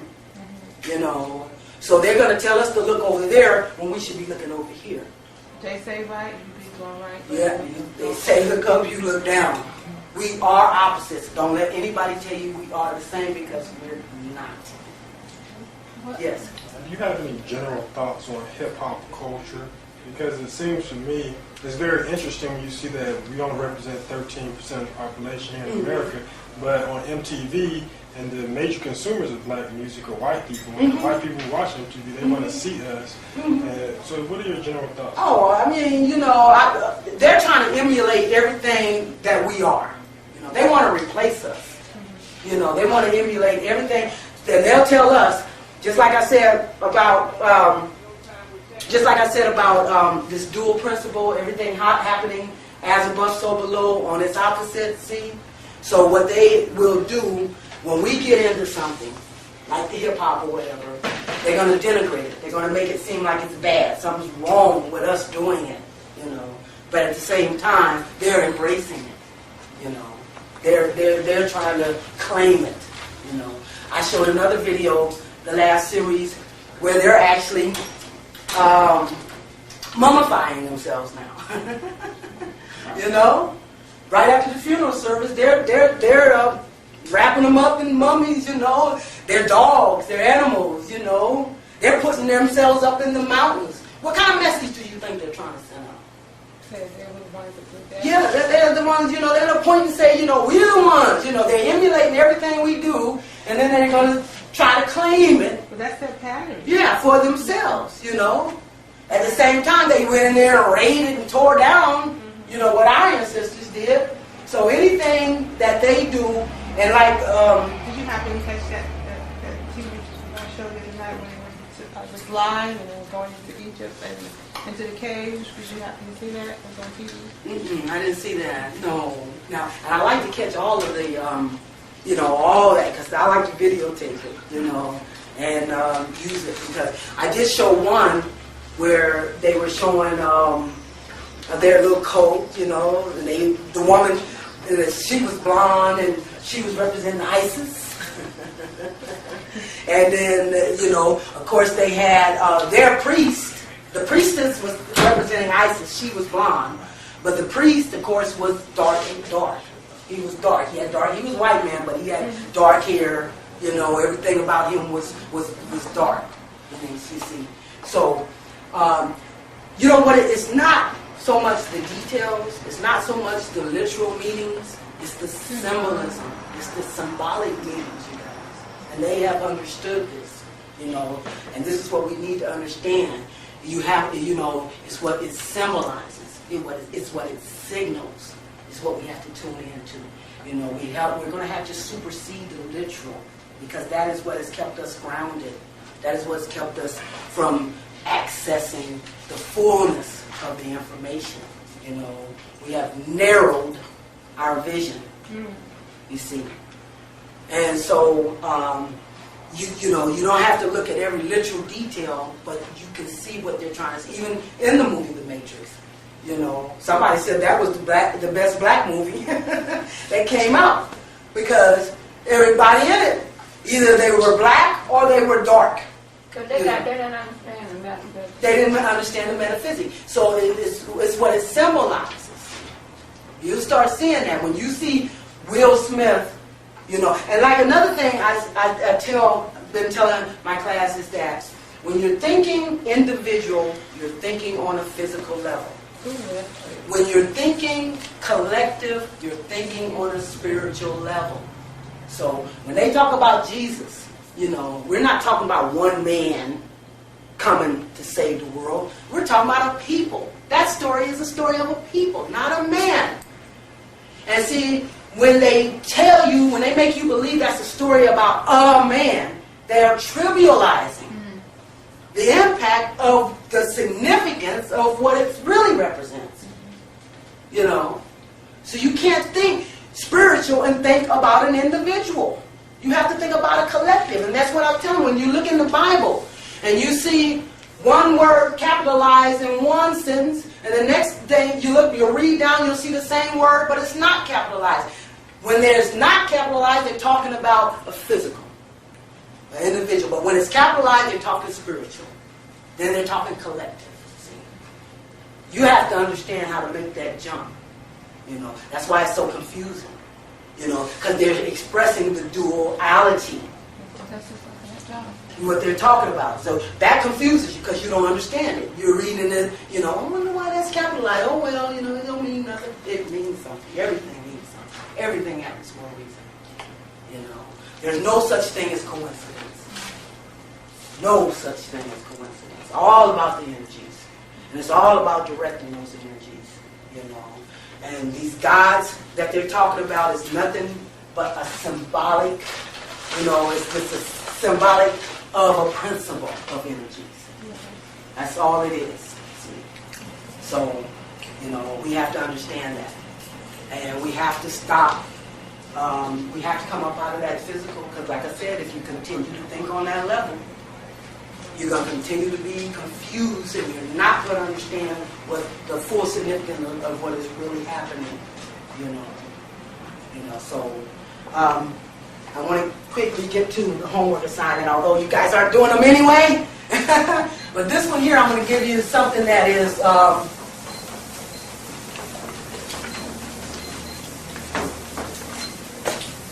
because this is the reason why I'm using astrology.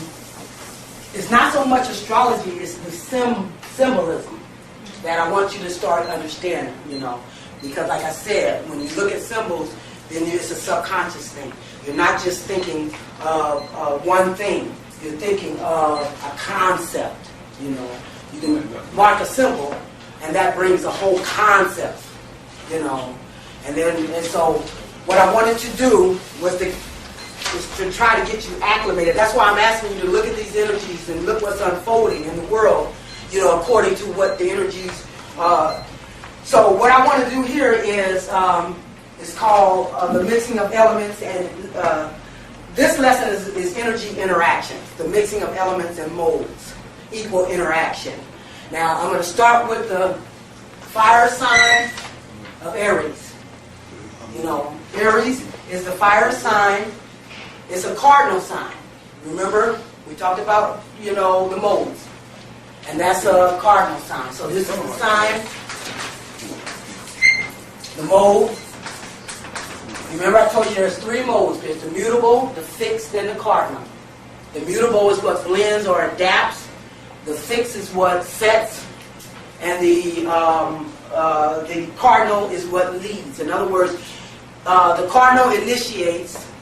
The fixed will set that into motion, and the mutable will adapt it to the whole. What are the four cardinal signs? What are they? The four cardinal signs are Aries, which represents spring. It represents the equinoxes. Aries, which is spring. Cancer, which is summer. Libra, which is fall. And Capricorn, which is winter. Okay? And Aries is the fire sign. And remember when I told you the fire is for Mother Earth, but for us that means passion. Okay? So the fire sign of Aries, the mode is cardinal.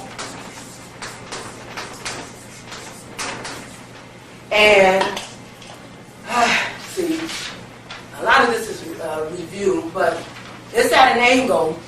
It's going to be at an angle, which we call a sextile. This is the angle with the other signs. And this is what produces certain reactions, in other words. The sextile is like at a 60-degree angle. You know, like two planets at a 60-degree angle is what you call a sextile. That demonstrates excitement, okay? So when you look at the sign of Aries, it's a fire sign in a cardinal mode, and it's in sextile with the two air signs. See? The two air signs is what the fire will be in sextile at a 60-degree angle with. So when you see two planets at a 60-degree angle, they're in excitement with each other. See? Yes. How many signs are there? There's three. There's three signs to each element. Fire signs are Aries, Leo, and Sagittarius. And then the earth signs are Taurus, Virgo, and Capricorn. The air signs, and see, when you're talking fire, I say you're talking passion. When you're talking earth, you're talking sensitivity. Okay? And then when you're talking air, you're talking mental or cerebral. When you see air signs, that's a mental sign. And that's Gemini, Libra, and Aquarius. And then the water is emotional. And the water signs are Cancer, Scorpio, and Pisces. Okay? Yes. When you say the sextile for like Aries, the two air signs, that will be Aquarius and Gemini with Absolutely. a 60 degree? Yeah, absolutely. There you see, that's what I want you to get. I want you to be able to picture that. That's exactly what we're talking about. We're talking the two Gemini. Uh-oh. It would be at a 60-degree angle with Gemini, and it also will be at a 60-degree angle with Aquarius. Now, can anybody tell me why we're not including Libra? Because it's opposite. Very good. Very good. And this is the symbol for opposite. So it would be opposite to Libra. See? And remember, when you bring two opposites together, you create a whole. So we talked about Aries as the warrior, or the spiritual warrior, and its opposite Libra, which is the sign of peace. So that's how we get our fighting for justice. When you bring those two concepts, those two opposites together, that's how you get fighting for justice. We can't use it. If we just use fighting on its own, or if we're just too peaceful, that means we won't stand up for ourselves, see? So you have to bring the Libra with the Aries to say, I will fight and stand up for myself. I'm not going to just totally be peaceful where people are just going to push me around, see? So if you use them on its own, it could be detrimental, but when you put the whole, balance those opposites, you get the full concept of what's going on here, see? And then there's another angle, it's called a trine. And that denotes harmony. So when you find the three planets that are trine, that's when they're in the same element. When all the planets are in the three fire signs, they're at trine with one another. That produces harmony. That produces harmony. This is how you get to understand how the energies interact, you guys. And you can go down the line with that. And then the next one would be Taurus. Taurus is a fixed sign. Taurus is in sextile with, would have to be two of the water signs. Because earth and water are the two that blends the best, and fire and air are the two that blends the best. You're going to find your opposite signs in the opposite element. This is fire, Aries is fire, Libra is air. See? Taurus is earth. So the opposite sign of Taurus is Scorpio. That's water. And they're in a sextile. That means it's in a sextile with the other two water signs, which would be Cancer and Pisces. See? And it's in its opposition with Scorpio. And it's at its trine, of course, with the other earth signs, Capricorn and Virgo. See? So when you see those three earth elements interacting together, then there's harmonious energy unfolding. When you see this Taurus energy interacting with the Cancer and Pisces, then there's excitement produced in that interaction. And then when you see this Taurus energy interacting with the Scorpio energy, That's opposition. And here we have growth. Taurus represents growth, where Scorpio represents the death and rebirth. Okay, that's the regenerative process. And then we go down to Gemini, which is an air sign, and it's a mutable sign.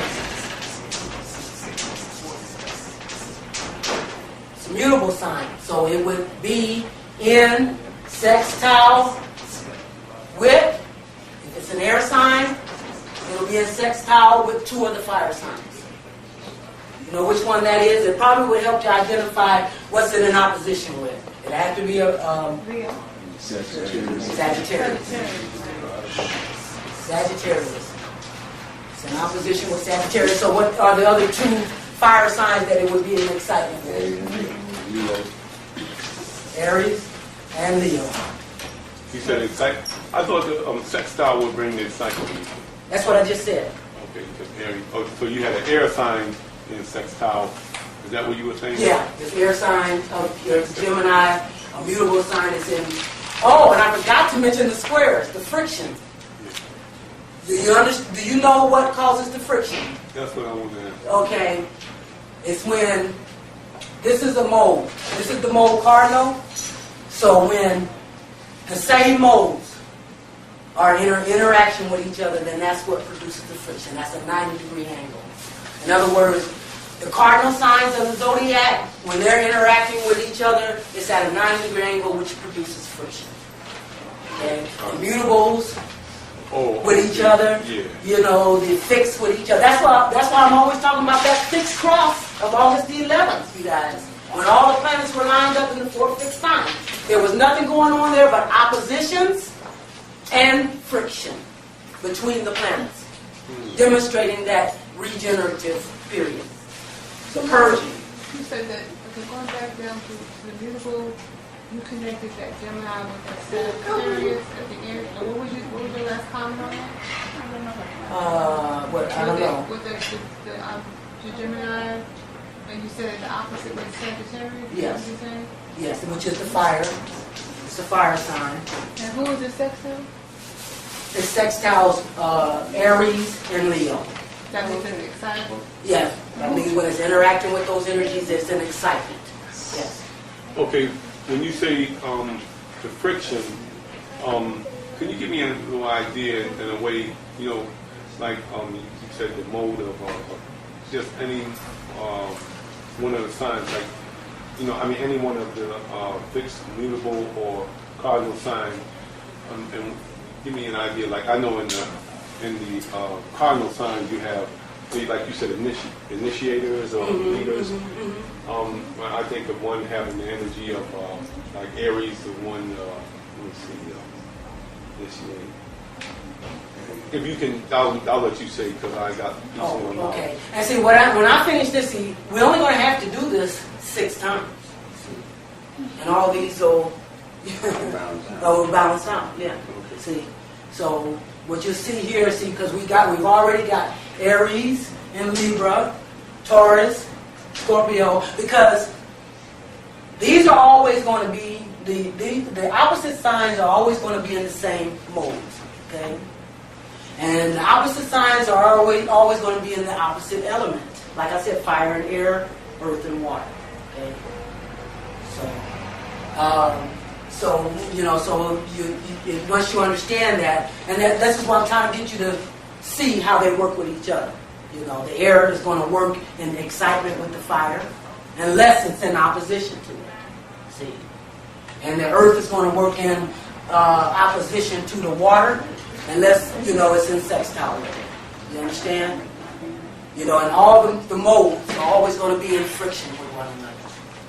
You know, and that's why I keep talking about that fixed cross of August the 11th, that signal, that term of energy. And then we go down to Cancer, which is a cardinal sign, which demonstrates leadership qualities, initiates, and it's going to be in sextile with the earth signs, but it's in opposition with Capricorn, That's an earth sign. So the other two earth signs would be Taurus and Virgo. See? And of course it'll be in friction with the other cardinal signs, which are, like I said, Aries, Cancer, Libra, and Capricorn.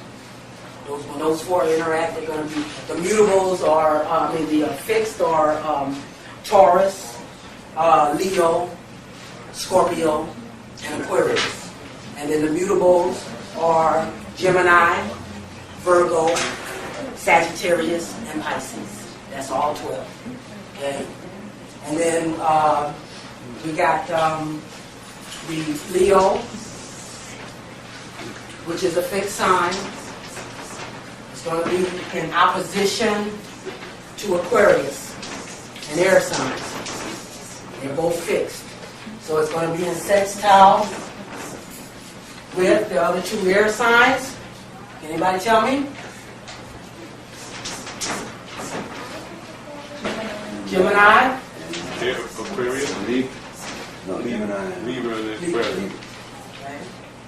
What, excuse me, when she was asking that symbol next to the earth, what is that symbol? Next to, here, that's Capricorn. Okay, yeah. That's mine.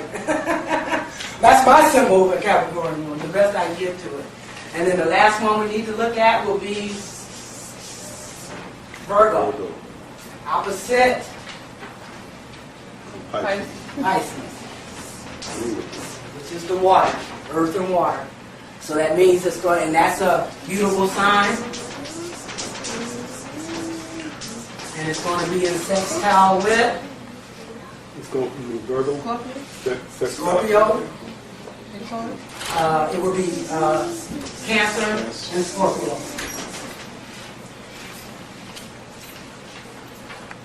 So that represents the whole zodiac. See? And like I said, understand or overstand that this is how you see the interaction of energies. And this is how we get to once we understand how they interact, then we'll understand how to use that and make it work for us. Okay. Is it over? Oh, it's not? Okay. So, that's it. Now we can just go into question until the time, that is over. We can just find some questions and answers. I'd like to throw something at your class, if I may. Okay. While that burns in that brain, let me go here. Oh, okay. Anybody got any questions? Okay, in your birth chart, okay, if you have like certain houses where you don't have any planets at all, how does that affect you on a home? I get that question asked a lot. I really do. Just because there's no planet there, it doesn't mean that it's not having an effect on you. That's still energy in there. See, your houses, when I talk about your house cups, see, this is that August 11th fixed cross, you guys. I did a chart on that. You can see it's in a cross. All those planets are sitting in those fixed signs. And but if you look here, okay, this is the horizon line. This represents the horizon line. And like I said, whatever sign is rising over the horizon line at your time of birth, this represents your rising sign. And you put that in the first house. And then you follow the other signs in their order till you fill up that chart. That's how you make up your chart. Now, but see, this is what you call a house cup. So we got Leo ruling that house cups, that first house. And then, of course, you got Virgo after that ruling the second house. You got Libra ruling the third house. You see, on and around. So when you don't have planets in those houses, it still flavors those areas. In other words, that energy is still activated. It can still be activated by a planet in relationship, just like I demonstrated here. So it's not focusing on a certain planet, but it still is flavoring that part of your life with that energy. See? So it still has an effect. This is an aside. Oh, okay. Nothing about astrology. Oh, okay. Something about weather and age. Oh, okay. Well, we that came into our discussion. We're in Gemini now, right? We're in Gemini. It just moved into Gemini, out of Taurus. And we had that big planetary alignment in Taurus. And like I said, because we are in a redevelopment phase or a crucifixion stage, that means we're redefining everything now, from a physical to a spiritual level. And so when the energy was in that lineup of Taurus and all those planets were lined up in Taurus, see, that demonstrated a redefinition of what we value, in all the areas that the planets, whatever the planets indicate. So the sun just moved out of Taurus when we were redefining our values. This was supposed to be y'all's homework assignment. And then it moved into the sign of Gemini, which is the sign of understanding. So what I was trying to get you to do is tell me, from redefining your values in Taurus, what type of understanding are you seeing coming up in this Gemini energy now? He last night. Oh, okay, give it to me. Well, brother team, first of all, is anybody in here over 53 years old? May I have permission to speak? Thank you. I was in the chat room last night. Some brother from New York, of course, was looking for a threesome. He was looking for, and I got to put it up here.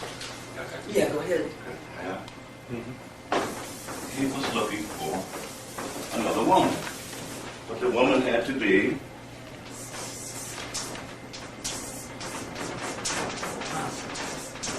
bisexual.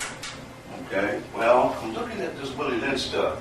Brother Tim hit me with this about a year ago, and the downtown was here. It really knocked me in the head. The more a foreigner knows about the language of another country, the more he is able to move through all levels of that society. The movie Malcolm X. First place they took him was through the dictionary. So I saw this word last night in the chat room. I'm saying, oh. So I said, wait a minute. Bisexual. Of course, I had to look up sex. You'd be surprised what that tells you. You'll be having it all the time. Because I'm the male sex, she's the female sex. Okay? That has nothing to do with procreation. Okay. Nothing. Okay? Bisexual. That's a hermaphrodite. What? Bi means two. Sex means I'm male, you a female. So if you're bisexual, you're a hermaphrodite. So I asked him, you're looking for a hermaphrodite? Of course, the brother didn't like it, but I asked the question, number one. So he went off on me. So I said, man, look in your dictionary, look up sex, and you should know that bi means two. It's a hermaphrodite. So they lied to us again. They say that this is a person who likes Sex with either one, yeah. But see, sex has nothing to do with procreation. Nothing. Look in your dictionary when you get home, look up sex. I'm the male sex, she's the female sex. Okay? But if you go to your Bible, there was a whole lot of begetting in the Bible. Okay? So do you understand what I'm getting at here? Okay? This has nothing to do with homosexuality. And plenty of people have told you there's no sex between homosexuals. That's mutual masturbation. Okay?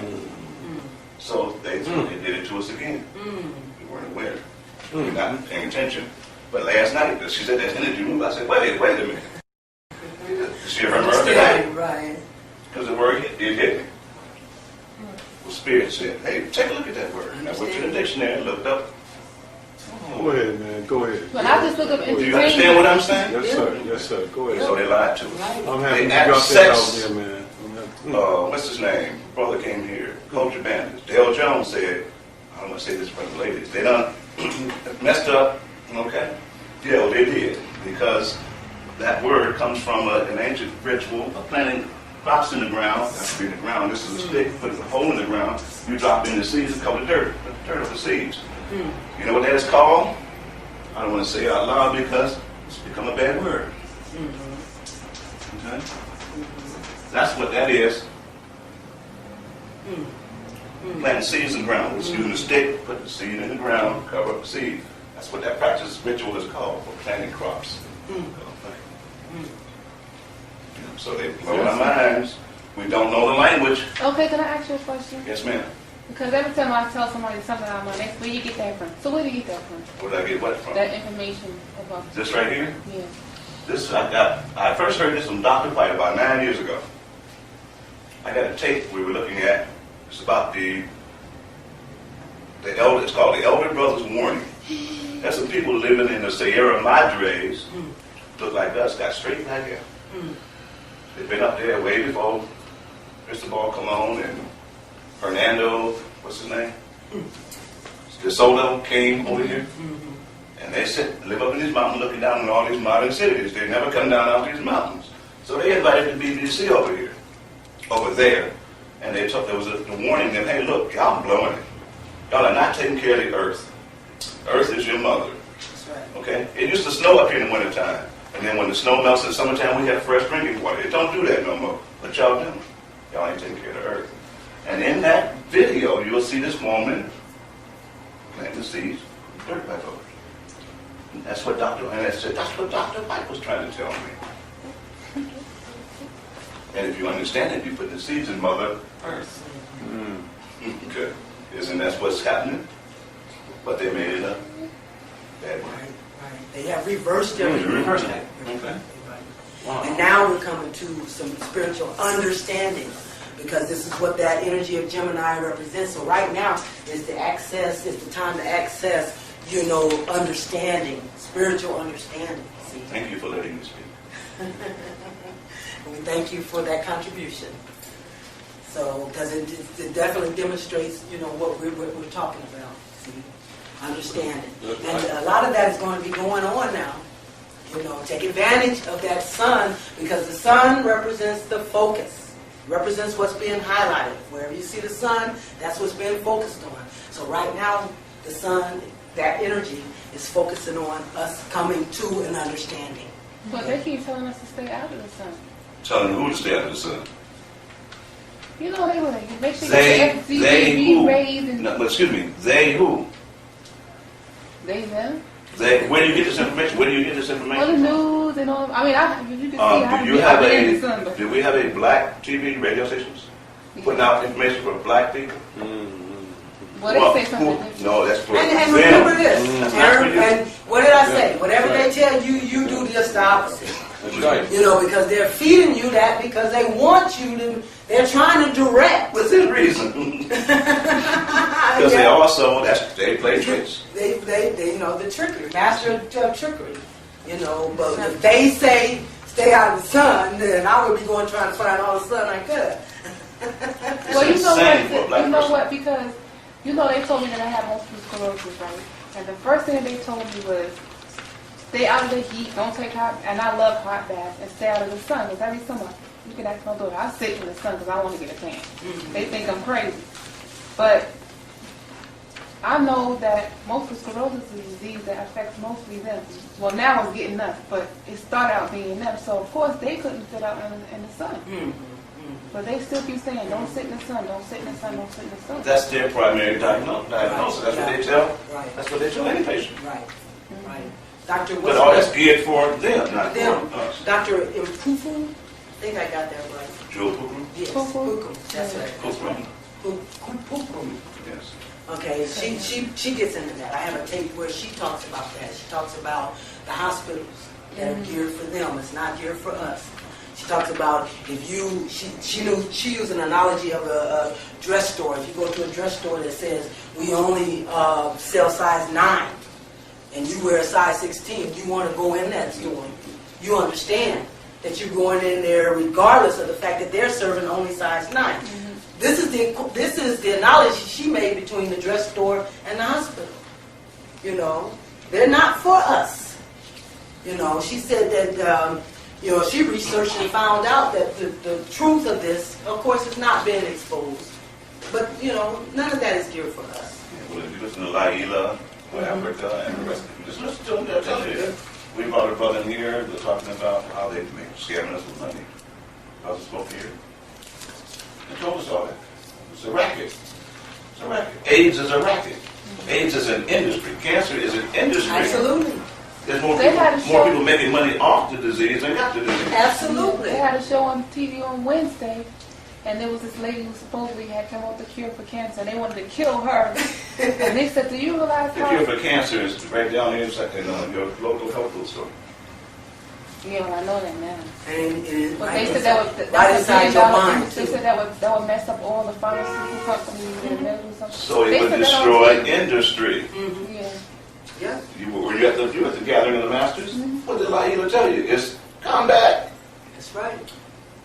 That's right. Okay. Just like they said, Did you hear the news today? from AIDS. Yeah. No, and he There got- was a E. coli outbreak in Canada. And they found out that he got Through the drinking water. Oh, come on. An E. coli outbreak. And see, and this is one of the reasons I first started doubting, this AIDS thing, because they were like, all of a sudden it was no longer a gay thing, it's a black thing now. A #1 killer. Yeah, when it first came out, it was Oh, called. I just read today I just put it in the Bible the other day. It said AIDS, and they're going by how many countries. So they said 16 million people have been killed by AIDS, died by AIDS, and guess who #1? Black people. That's in Africa. Africa. When it first came out, it was anally inserted death syndrome. Remember? You remember that?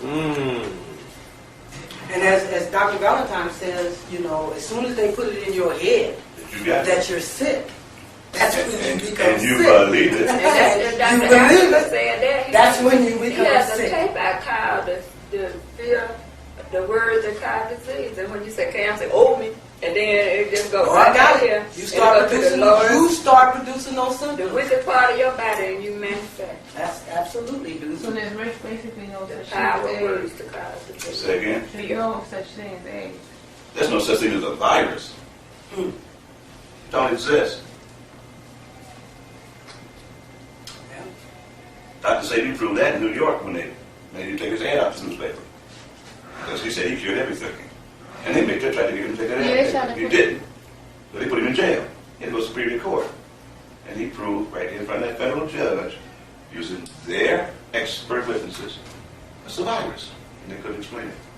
So it doesn't exist. Right. It doesn't.